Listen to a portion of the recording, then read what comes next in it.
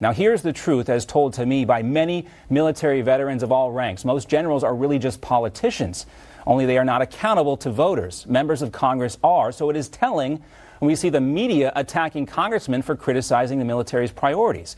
The problem that Waltz and Gaetz and others seem to have with wokeness isn't that we shouldn't be reading these books or talking about it. It's that we can't be celebrating the things that are taught in these books. Reading Mao or Marx or Lenin, that's a history lesson, but CRT is modern-day Marxism, so it shouldn't be celebrated. Milley is right about one thing. Being educated does mean understanding a wide range of perspectives, those you agree with and those you don't. But our question is, what will focusing on CRT and sex changes do to help with veteran suicides or the Afghan withdrawal? And we argue that these are way more important issues right now.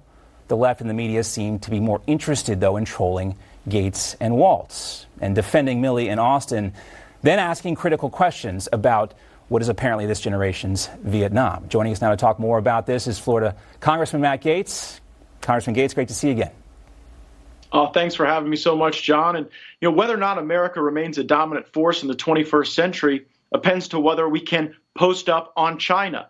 Today, China has the largest army in the world. They have an incredible increase in their naval production, and they are fielding hypersonic weapons while we are still researching them. In China, they're not studying white rage or white fragility or critical race theory. They're not having government-funded sex change operations for their military force. They're worried about capabilities and advancing their national interests. We need General Milley to be the chairman of the Joint Chiefs, not the chairman of the Woketopia.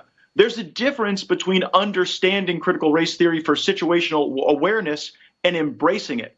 My questions to Secretary of Defense Austin proved that the Department of Defense isn't merely observing critical race theory, they're adopting it. You know how you know that? When Lieutenant Colonel Matthew Lohmeyer criticized critical race theory, he was relieved of his command. So they are out there to get many Americans who have a right-leaning viewpoint or simply have a critique to offer of this leftist ideology that seems to be permeating the top levels of the DOD. And that's an important point. I want to play this clip from Christopher Rufo, who has this great video online. And, his point is that we can't talk about CRT like it's in the abstract because it is here. It is already permeated in our federal government, and he specifically addresses that. Take a look. Last year, I conducted a series of reports focused on agencies of the federal government. I discovered that the FBI was holding workshops on intersectionality theory. The Department of Homeland Security was telling white employees they were committing micro-inequities and had been socialized into oppressor roles. Finally, the Sandia National Laboratories, which designs America's nuclear arsenal, sent white male executives to a 3-day re-education camp, telling them that white male culture was analogous to the KKK, white supremacists, and mass killings. And that's just a sample of what's in our federal government right now. He also calls out specific critical race theorists. And this is real. This is happening right now.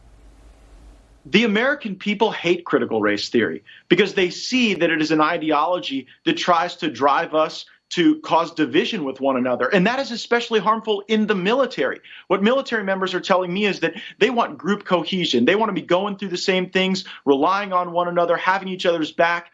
And with the imposition of critical race theory, you have the otherization of your fellow service member, and you build this sense of grievance culture rather than the sense of patriotism that has always animated our fighting force. Our criticism is not of our service members. We are criticizing the ideology at the Pentagon that is at odds with the patriotism of our service members. One of the criticisms for you on this is, what the hell does Matt Gaetz know? He's never served in the military, but you do represent one of the most heavily saturated military districts. You also kind of famously went against President Trump when it came to war powers in Iran. You probably not want to mention that right now, but you've been pretty consistent about this. Ending these wars we can't win. The best way to keep America strong is to have a strong military that doesn't invite provocative activity by countries like China.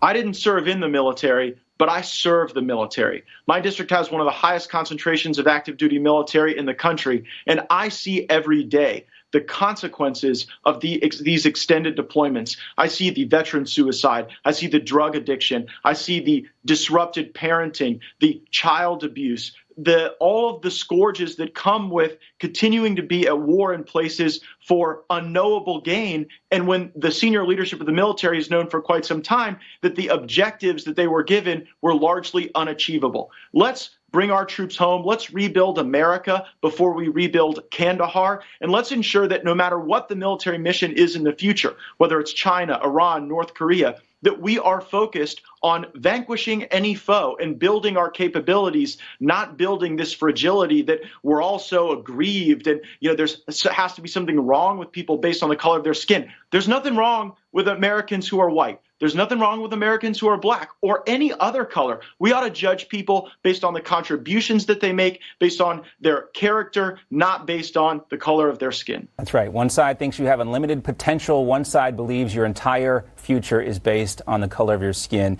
We know which side you're on. Congressman Matt Gaetz, talk to you soon. Thanks, John. Much appreciated.